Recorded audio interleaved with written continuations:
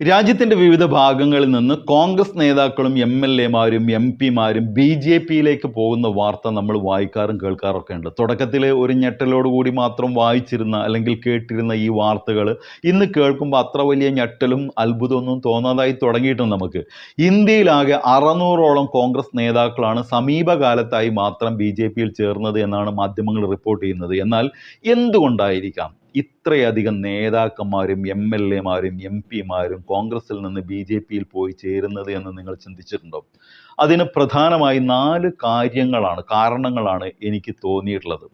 നിങ്ങൾക്ക് മറിച്ച് അഭിപ്രായമുണ്ടെങ്കിൽ കമൻറ്റ് ചെയ്യാം. എനിക്ക് തോന്നിയ ഒന്നാമത്തെ കാരണം പണത്തോടുള്ള ആക്രാന്തം. CPIM സുപ്രീം കോടതിയിൽ കൊടുത്ത കേസിൻ്റെ ഫലമായി ഇലക്ട്രൽ ബോണ്ട് സുപ്രീം കോടതി നിരോധിച്ചപ്പോൾ പുറത്തു വന്ന വാർത്തകളിൽ നിന്നാണ് ഇലക്ട്രൽ ബോണ്ട് വഴി രാജ്യത്തിനകത്തു നിന്നും പുറത്തു നിന്നുള്ള കോർപ്പറേറ്റുകളിൽ നിന്ന് രാഷ്ട്രീയ പാർട്ടികൾ കൈപ്പറ്റിയ തുകയുടെ കണക്ക് പുറത്തു വന്നത്. 6500 കോടിയിൽ പരം രൂപ ഇലക്ട്രൽ ബോണ്ട് വഴി മാത്രം BJP സമാഹരിച്ചത് എന്നാണ് ഇതുവരെ പുറത്തു വന്ന വാർത്തകൾ. ഇതുകൂടാതെ മറ്റു മാർഗങ്ങളിലൂടെ സംഭാവനയായി സ്വീകരിച്ചത് വേറെയുണ്ട്. ഈ പണമെല്ലാം എന്തിനു വേണ്ടി ഉപയോഗിച്ചു എന്ന് പരിശോധിച്ചാൽ കാര്യങ്ങൾ കൂടുതൽ വ്യക്തമാകും. കോൺഗ്രസിൽ നിന്ന് BJPയിലേക്കുള്ള ഒഴുക്ക് തടയാൻ ഉണ്ടാക്കിയ കമ്മിറ്റിയുടെ അധ്യക്ഷൻ വരെ BJPയിൽ പോയ വാർത്തയാണ് കഴിഞ്ഞ ദിവസം നമ്മൾ കേട്ടത്. ഗോവയിൽ നിയമസഭയിലേക്ക് മത്സരിക്കുന്ന കോൺഗ്രസ് സ്ഥാനാർത്ഥികളെ കൊണ്ട് അവരവരുടെ മതാചാര പ്രകാരം 5 വർഷത്തേക്ക്, നോക്കണേ, 5 വർഷത്തേക്കെങ്കിലും BJPയിൽ പോകില്ല എന്ന് സത്യം ചെയ്യിച്ചത് മുൻ കോൺഗ്രസ് മുഖ്യമന്ത്രി ദിഗംബർ കാമത്താണ്. അവസാനം തെരഞ്ഞെടുപ്പ് കഴിഞ്ഞപ്പോൾ സത്യവാചകം ചൊല്ലിക്കൊടുത്ത കാമത്ത് തന്നെ ആദ്യം പോയി BJPയിൽ ചേർന്നു. എങ്ങനെയുണ്ട്?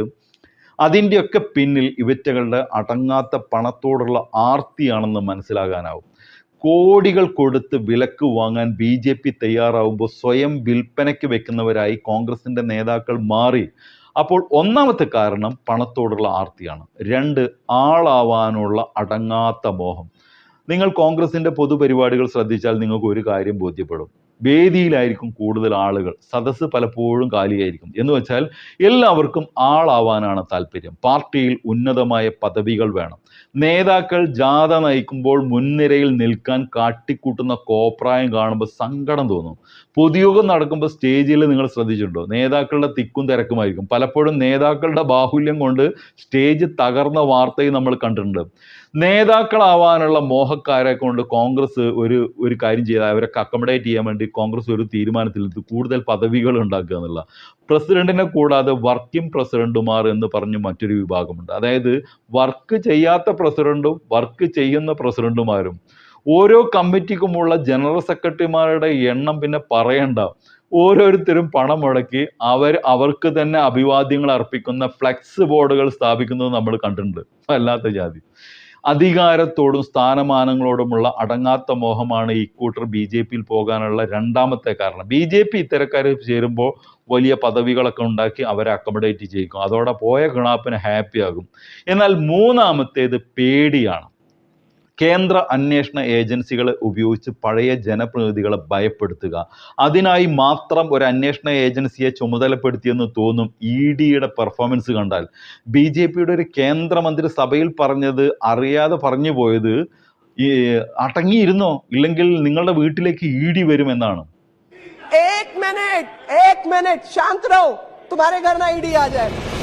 शांत रहो, तुम्हारे घर ना ED आ जाए. ഈ പറയുന്നത് കേന്ദ്രമന്ത്രി മീനാക്ഷി ലേഖിയാണ്. പണവും പദവിയും കാണിച്ചും ചേരാത്തവരെ BJPയിൽ ചേർക്കാനുള്ള ഒരു ഉപകരണമായാണ് കേന്ദ്ര അന്വേഷണ ഏജൻസികൾ ഉപയോഗിക്കുന്നത്. പക്ഷെ ആ കച്ചവടം ചെലവാകാതെ പോയത് കമ്മ്യൂണിസ്റ്റുകാരുടെ അടുത്ത് മാത്രമാണ്. സ്വർണ്ണ കള്ളക്കടത്ത് കേസിൻ്റെ സമയത്ത് അവർ ആ കലാപരിപാടിയുമായിട്ട് കേരളത്തിലൊന്ന് ഇറങ്ങി നോക്കി, പക്ഷേ ഒത്തില്ല. എന്നാൽ മറ്റു പല രാഷ്ട്രീയ പാർട്ടിയുടെ ജനപ്രതിനിധികളെയും BJPയിൽ എത്തിക്കാൻ EDയെ വളരെ ഫലപ്രദമായിട്ട് അവർ ഉപയോഗിച്ചു. ED പേടി എന്നൊരു പ്രയോഗം തന്നെ വന്നു. എന്നാൽ അടുത്തത് വർഗീയതയാണ്. കോൺഗ്രസിൻ്റെ മൃദു ഹിന്ദുത്വം ഏശാതെ പോയ ചിലർ BJPയുടെ തീവ്ര ഹിന്ദുത്വത്തിലേക്ക് ആകൃഷ്ടരായി BJPയിൽ പോയി ചേർന്നു. ഇങ്ങനെ പോകുന്നതിൽ നേതാക്കളെക്കാൾ കൂടുതൽ അണികളാണെന്നും കാണാൻ കഴിയും. മനുഷ്യൻ്റെ ജീവൽ പ്രശ്നങ്ങളെക്കാൾ ദൈവങ്ങളുടെ ജീവൻ പ്രതിഷ്ഠിക്കലാണെന്ന് വിശ്വസിക്കുന്ന ഒരു വിഭാഗം മനുഷ്യർ ജീവിക്കുന്ന നാട്ടിൽ ഇത് വളരെ എളുപ്പത്തിൽ സാധ്യമാകും. ഈ 4 കാര്യങ്ങളാണ് കോൺഗ്രസിൽ നിന്നും BJP-യിലേക്കുള്ള ഒഴുക്കിന് കാരണമായി ഞാൻ കരുതുന്നത്. നിങ്ങൾക്ക് തോന്നുന്ന കാര്യം നിങ്ങൾക്ക് കമൻ്റായി ചെയ്യാം. മറ്റൊരു വീഡിയോ ആയിട്ട് വരുന്നവരെ എല്ലാവർക്കും ഗുഡ് ബൈ.